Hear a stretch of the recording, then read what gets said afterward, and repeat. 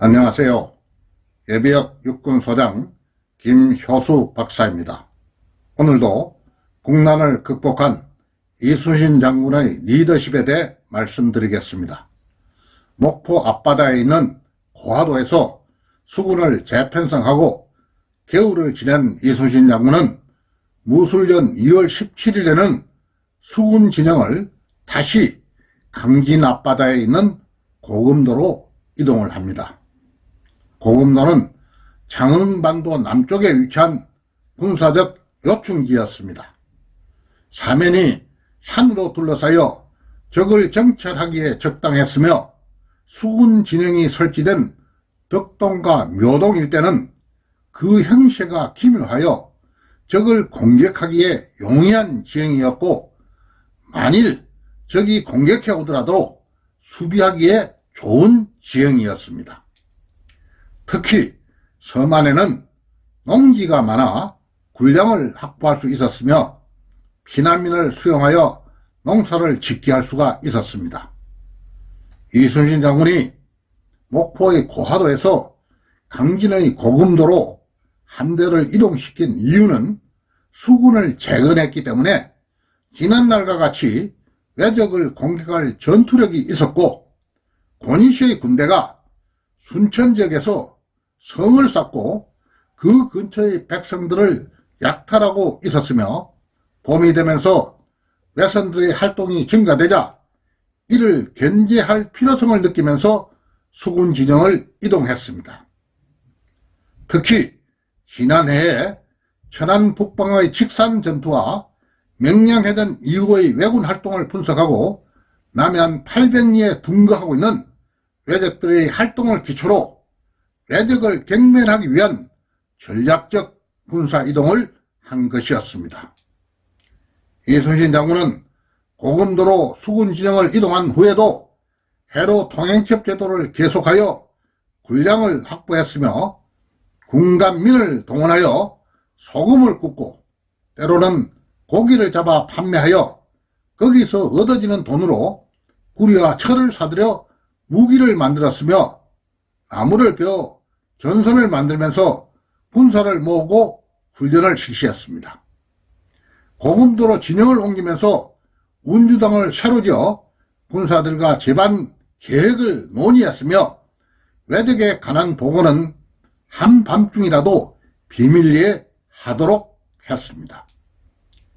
이순신이 고금도에서 수군의 전력 증강에 힘을 쏟고 있을 때 육상에서는 명나라의 총지휘관 양호, 마기 제독 등은 울산 및 사천에 주둔한 왜군을 공격하고 있었고, 유정 장군이 지휘하는 명나라 군대는 순천의 외교에 있는 권위시 진지를 공격하고 있었습니다. 특히 각도에 산재한 조선의 육군도 명나라 군사들과 연합작전을 전개하면서 왜군들의 둔거지를 압박하고 있었습니다.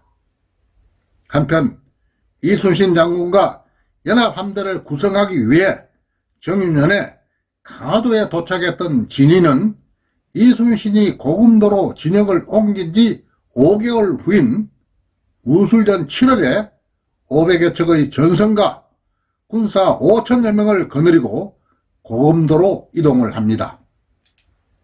그 당시 명나라에서 온 지휘관들은 거의 거만하고 방자했으며, 그 중에서도 진인은 본국에서부터 성격이 난폭하고 거만하기로 소문이 난 사람이었습니다.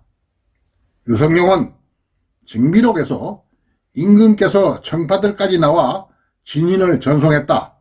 진인은 송별 인사를 받는 자리에 조금 늦게 참석했다는 이유로 종 삼품의 배설인 이상규의 목에 새끼줄을 메어 끌고 다녀 역간을 시켜 말렸으나 듣지 않았다고 하면서 진인의 포악한 성격을 기록하고 있습니다. 특히 유성룡은 이순신의 군사가 진인과 같이 군중에 있으면 행동을 제지당하고 의견이 서로 어긋나서 장수의 권한을 빼앗기고 군사들을 함부로 학대할 것이 걱정이 되었다고 기록하고 있습니다. 진인의 성격을 파악한 조정에서는 경상도 및 전라도 일대의 간원들에게 진인을 노엽게 하지 말라는 지시를 내렸으며, 이순신 장군은 조정의 지시와 유성룡을 비롯한 여러 사람의 개인적 연락을 통해 진인의 성격을 파악하게 됩니다. 무술년 7월 16일에 진인이 거느리는 명나라 수군은 이순신 함대가 있는 고금도로 오게 됩니다. 이순신 장군은 진인이 도착한다는 연락을 받고 정중하게 예대를 다하여 마중을 나갔으며, 진인이 거느린 수군이 고금도 진영에 들어오자 준비해둔 음식으로 성대한 잔치를 베풀어 줍니다. 명나라 군사들은 잔치술에 모두 취했고 배가 부르도록 먹자 한호성을 울리면서 이구동성으로 이순신을 칭찬했습니다. 진인이 도착한 이틀 후인 7월 18일에 외선 100여 척이 녹도진으로 공격해오고 있다는 척구선의 보고를 받게 됩니다. 이순신과 진인은 각각 전선을 거느리고 출전합니다. 명나라와 이순신의 함대가 처음으로 시도하는 연합작전이었습니다. 연합함대가 출동하자 외선들은 도망치고 보이지 않았으므로 주력 부대는 고금도로 철수를 하고 진인의 전선 30여 척과 녹도만호 송현정이 지휘하는 8척의 전선은 왜군의 기습 공격에 대비하기 위해 복병을 합니다. 복병을 하고 있던 녹도만호 송현정이 외선 6척을 포획하고 69명의 머리를 베는 전가를 올립니다. 진인의 군사들은 30여 척이 있었으나 전가를 못 올리자 진인은 부하들에게 화를 냅니다. 이를 본 이순신은 송현중이 세운 전가를 진인에게 넘겨주면서 이번의 승리는 진인 제독이 멀리서 왜적을 토매하려고 이곳까지 온 결과로 얻어진 것이라고 시켜세우면서 전가를 넘겨줍니다. 진인은 이 전가를 자신이 세운 것으로 하여 서울에 있는 총사령부와 명나라 황제에게 보고를 합니다. 그 외에도 여러 번 연합작전을 실시했으나 진인의 군사들은 후방에 위치하여 전가를 얻지 못했으며, 진인은 배전에서 성을 내며 고함만 질렀지만 마찬가지였습니다. 그럴 때마다 이순신은 힘써 싸운 군사들의 공로를 진인에게 나누어 주어 그의 마음을 달래주기도 했습니다. 그러나 날이 지나감에 따라 명나라 군사들의 우월감은 본성을 드러내기 시작했으며 백성들에게까지 약탈 행위를 자행했습니다. 이순신은 진인을 비롯한 명나라 군사들에게 그 부당함을 강경하게 말했으나 그들은 말만 그렇게 하겠노라고 하면서 반성 없이 계속 행패를 부리는 까닭에 수군작전에도 막대한 지장을 초래했습니다. 유성룡이 염려했던 일들이 현실로 나타난 것이었습니다. 이러한 상황을 그대로 두어서는 안 되겠다고 결심한 이순신 장군은 명나라 군대의 주둔지 가까이 있는 민가와 모든 시설물에 대한 철거령을 내리고 중요한 물자들은 배 안에 싣도록 하면서 자신의 의복과 친구를 마저 배에 싣고 다른 곳으로 이동할 준비를 하라는 명령을 내립니다. 갑자기 명나라 수군 진영 근처는 집을 철거하느라 분주했으며 이를 이상하게 생각한 진인은 이순신에게 군사를 보내어 그 까닭을 물어왔습니다. 이순신은 우리 군사와 백성들은 기국의 대장이 온다는 말을 듣고 마치 부모가 오신 것 같이 우러러 보았다. 그러나 기국의 군사들이 행패를 부리고 약탈하는 것을 일삼고 있기 때문에 백성들이 살 수가 없어 배를 타고 다른 곳으로 옮기려고 하니 진인 제독에게 그렇게 예주어라고 말을 합니다. 이 말을 들은 진인은 놀라지 않을 수 없었습니다. 자신들의 힘만으로 왜구를 막아낼 자신이 없었고 자신들의 행패로 백성들이 겁을 내어 다른 곳으로 피했다는 것은 조선을 구하기 위해 원정온 장군으로서 면목이 서지 않았기 때문이었습니다. 진인은 이순신 장군이 있는 곳으로 와서 손을 잡고 간절히 이동을 만류합니다. 이순신 장군은 진인에게 우리 백성들을 약탈하고 조선 수군에게 행패를 부리는 명나라 군사들에게 제재할 수 있는 권한을 허락해 주신다면 이동하지 않겠다고 합니다. 진인은 이순신에게 명나라 군사들의 약탈을 처벌할 수 있는 권한을 순수히 허락합니다. 이순신 장군은 진인으로부터 명나라 군사들의 비행을 다스릴 권한을 이임받은 후에 명나라 군사들 중에 비행을 저지른 자가 있으면 엄한 군율로 다스렸습니다. 이순신 장군의 엄한 군율이 시행되자 명나라 군사들의 약탈 행위가 없어지기 시작했으며 군중은 안정된 생활을 하게 됩니다. 진인은 이순신의 인격과 전략 전술 등에 탐복하고 출전을 할 때는 이순신 장군이 타고 있는 판옥선에 같이 타고 출전하면서 모든 작전 지휘권마저 이순신에게 양보했으며 이순신을 부를 때는 이하라는 존칭어를 사용했습니다.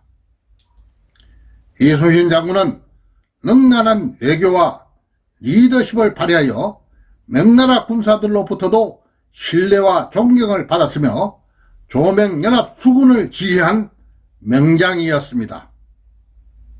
그렇다면 오늘의 대한민국은 어떻습니까?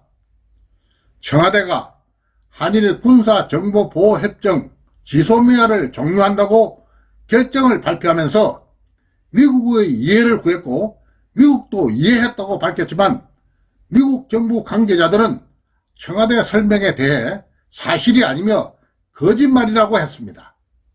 한미동맹이 와해되기 시작했구나 하는 생각을 해보았습니다. 이뿐만 아니라 문재인 정부는 9.19 군사합의에 의해 연합연습 및 훈련도 축소하고 전시작전 통제권 전환을 추진한다고 하면서 연합방위태세를 허물어 가고 있습니다. 유사 이래 전쟁에서의 승리는 연합작전에 의해 이루어졌습니다. 임진왜란 때도 조명연합군이 있었기 때문에 국난을 극복할 수 있었고 6.25 전쟁 중에도 한미연합군과 유엔 참전국의 도움으로 이 땅을 지킬 수 있었습니다. 전시작전권 전환은 현재의 한미연합사 체제를 허물고 한국군 대장이 지휘하는 새로운 지휘체제를 만들겠다는 것입니다. 현재 미국의 대장이 작전 통제권을 행사하는 연합사 체제는 유사시에 미군이 계획에 의해 자동적으로 전쟁에 개입하도록 되어 있습니다. 전시작전 통제권 전환은 연합방위체제를 허물고 우리 스스로 미국이 전쟁에 참전하는 것을 막아버리는 꼴이 되는 것입니다. 특히 미국이 가지고 있는 정보, 정찰, 감시 능력과 최신의 전략자산 활용에 제한이 따를 뿐만 아니라 결국에는 한미동맹의 균열이 일어날 것이며 주한미군 철수라는 최악의 상황까지 초래할 수도 있을 것입니다. 북한이 핵을 가지고 있고 중국이 현재와 같이 G2 국가로 존재하고 있는 한 미군의 한반도 주둔은 우리 국가 안보의 필수적인 조건입니다. 국군 통수권자인 문재인 대통령님, 대한민국을 수호하겠다는 의지가 조금이라도 있다면 국민을 속이지 말고 미국과 유대를 강화하여 한미동맹을 굳건히 하면서 지소미아 파기 결정을 철회하고 조건에 기초한 전시작전권 전환을 다음 세대에 넘기기 바랍니다. 북한이 가진 핵에 대응하는 길은 전술핵무기를 우리 땅에 배치하는 것이며 미국의 중단거리 미사일을 우리 땅에 배치하는 것입니다. 국군 통수권자로서 이 나라를 지켜주기를 바라는 마음에서 이민초 오늘 또 소리덮여 간곡히 당부를 합니다. 지금까지 시청해 주신 여러분들께 진심으로 감사의 인사를 올립니다. 감사합니다.